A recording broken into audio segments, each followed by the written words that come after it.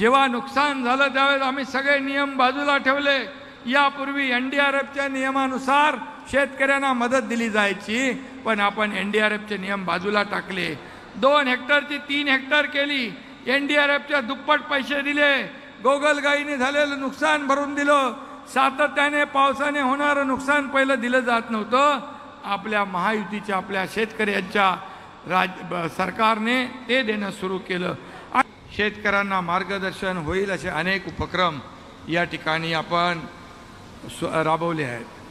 कृषी विद्यापीठांनी शेतीच्या संदर्भात लावलेले नवीन शोध, शेतीची आधुनिक उपकरणं, इतर उत्पादनं व शासकीय योजनांची माहिती या महोत्सवात मिळणार आहे। खरं म्हणजे ही कृषी प्रदर्शनं मुळामध्ये शेतकऱ्यांना अतिशय आधुनिक शेती करण्यासाठी, ऑर्गॅनिक शेती करण्यासाठी, सेंद्रिय शेती करण्यासाठी, पारंपरिक शेतीबरोबर आधुनिक शेतीची परंपरा पुढे नेण्यासाठी, प्रगत शेतकरी बनण्यासाठी आणि या राज्याला कृषी विभागामध्ये पुढे नेण्यासाठी अशा प्रकारची कृषी प्रदर्शनं महत्त्वाची असतात। आणि मला एक आनंद आहे की गेल्या 2-2.25 वर्षामध्ये या शेतकऱ्यांना आपण जे काही नुकसान भरपाई जेव्हा देतो त्यांना त्याचं आपण अवकाळी, त्यामध्ये गारपीट झाली, अतिवृष्टी झाली, काही ठिकाणी दुष्काळ झाला, आपण दुहेरी सामन्याला तोंड देत असतो।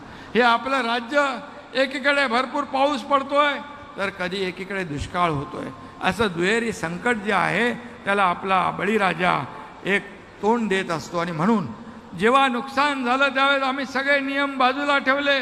यापूर्वी NDRFच्या नियमानुसार शेतकऱ्यांना मदत दिली जायची, पण आपण NDRFचे नियम बाजूला टाकले। 2 हेक्टरची 3 हेक्टर केली, NDRFच्या दुप्पट पैसे दिले, गोगलगाईने झालेलं नुकसान भरून दिलं, सातत्याने पावसाने होणारं नुकसान पहिलं दिलं जात नव्हतं। आपल्या महायुतीच्या आपल्या शेतकऱ्यांच्या सरकारने ते देणं सुरू केलं। आणि म्हणून आज आपण शेतकरी सन्मान योजना जी केंद्राची आहे, 6,000 रुपये वर्षाला आदरणीय मोदी साहेब देतात, त्यामध्ये आपल्या राज्याने 6,000 आणखी टाकले। नमो शेतकरी सन्मान योजना सुरू केली।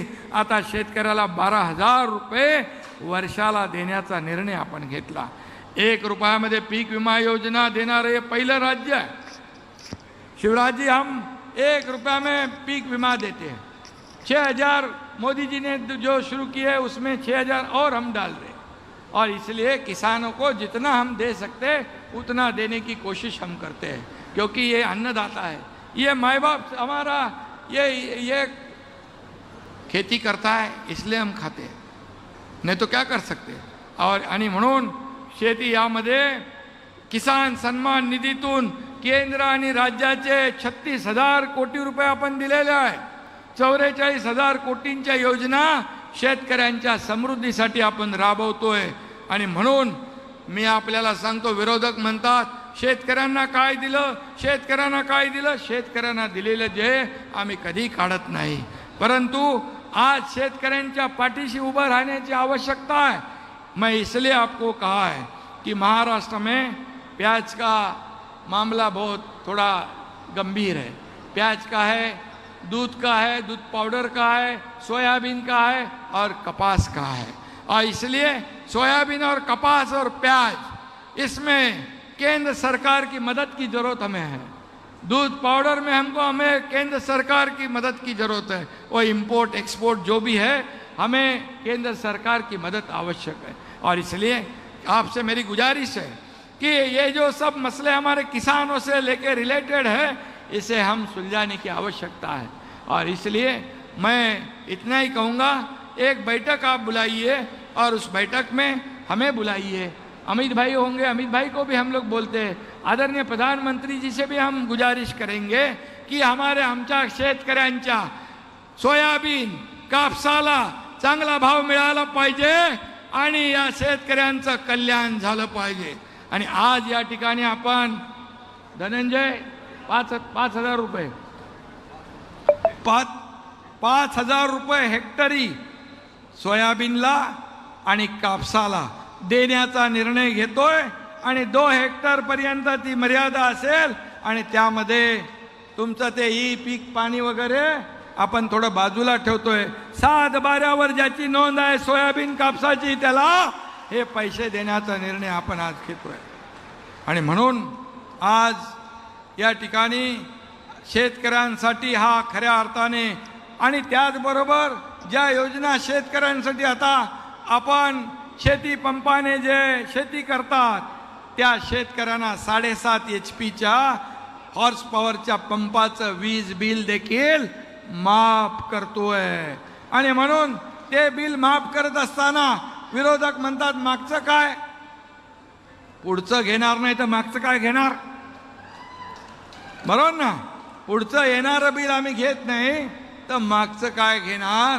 आणि म्हणून तुम्हाला एवढंच सांगतो, तुमच्याकडून आता या शेती पंपाने शेती करणाऱ्या शेतकऱ्यांकडून 1 रुपया वीज बिलाचा घेतला जाणार नाही, हे सरकारने ठरवलेलं आहे.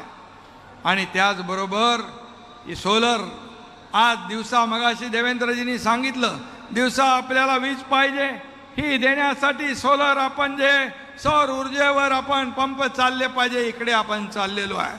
आणि म्हणूनच आज जी शेती बिगर शेतीची जमीन आहे, जी बंजर आहे, त्याला देखील एकरी 50,000 रुपये भाडं वर्षाला देण्याचा निर्णय आपल्या सरकारने घेतलाय. शेवटी मागेल त्याला सोलर, मागेल त्याला शेततळं, अशा अनेक योजना आपल्या सरकारने या ठिकाणी घेतलेल्या आहेत. आणि म्हणूनच आपल्याला कुठेही वाऱ्यावर आम्ही सोडणार नाही. कांद्याचं जे आहे, कांद्याची महाबँक आपण सुरू केली आहे.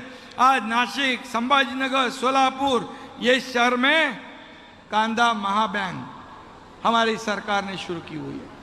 वो कांदा खराब हो जाता है और इसलिए इरिगेशन सेंटर उसमें हमने शुरू करने का काम, केंद्र सरकार की भी हमें मदद लगेगी उसमें. जेव्हा मी आणि देवेंद्रजी दोघांनी शपथ घेतल्यानंतर पहिल्या कॅबिनेटमध्ये आम्ही निर्णय घेतला की शेतकऱ्यांना दुष्काळ मुक्त करायचं. या मराठवाड्याचा दुष्काळ वाडा हा शब्द कायमचा काढून टाकण्याचा निर्णय आपल्या सरकारने घेतला आहे. आणि म्हणून मराठवाडा वॉटर ग्रीड असेल, इतर ज्या काही योजना असतील, या योजनांना देखील केंद्र सरकारची मदत आपल्याला लागेल. आणि म्हणून मी आपल्याला एवढंच सांगतो की केंद्र आणि राज्य सरकार मिळून या ठिकाणी शेतकऱ्यांच्या आपण मागे उभे आहोत. आणि आपण आता सोलरला, आपण सौर ऊर्जेला प्राधान्य देतोय. काल सातारा जिल्ह्यातील मान्याची वाडी गावाचं 100% भावाचं, लाडक्या भावाचं काय, लाडका भाऊ पण आपण आणला. आणि लाडक्या भावाला पण मुख्यमंत्री युवा कार्य प्रशिक्षण योजना, प्रशिक्षण भत्ता देण्याचा आपण निर्णय घेतला. आणि त्यामध्ये 6,000, 8,000 आणि 10,000 रुपये आपल्या त्या युवकाला, युवतीला मिळणार आहे. परंतु या योजना, त्याचबरोबर मुख्यमंत्री अन्नपूर्णा योजना, 3 गॅस सिलेंडरची योजना आपण सुरू केली आहे. बळीराजाला, शेतकऱ्यालाच आम्ही प्राधान्य दिलेलं आहे. कारण आपण सगळे शेतकरी कुटुंबातले आहोत. मी देखील एक शेतकरी कुटुंबातलाच एक सर्वसामान्य कार्यकर्ता आहे. आणि म्हणून शेतकऱ्यांच्या व्यथा आणि वेदना काय आहेत हे जाणून घेऊन त्यांना न्याय देण्याचं काम आपण करतोय. आज आपल्याला माहीत आहे की आज कृषी मंत्री धनंजय मुंडे आहेत. हे सगळीकडे फिरतात राज्यामध्ये. सगळीकडे जेव्हा अवकाळी, अतिवृष्टी, गारपीट होते त्यावेळेस हा कृषी मंत्री या शेतकऱ्यांच्या बांधावर, त्यांच्या शेतावर त्यांचं झालेलं नुकसान पाहायला, संवाद साधायला. आणि आम्ही देखील शेतकऱ्यांच्या बांधावर जाणारे कार्यकर्ते आहोत. ऑफिसमध्ये बसून, कार्यालयामध्ये बसून फेसबुक लाईव्ह करून शेतकऱ्यांच्या व्यथा वेदना समजत नाही. त्यासाठी शेताच्या बांधावर जावं लागतं, शेतात जावं लागतं. ते करण्याचं काम आपलं सरकार या ठिकाणी करत आहे.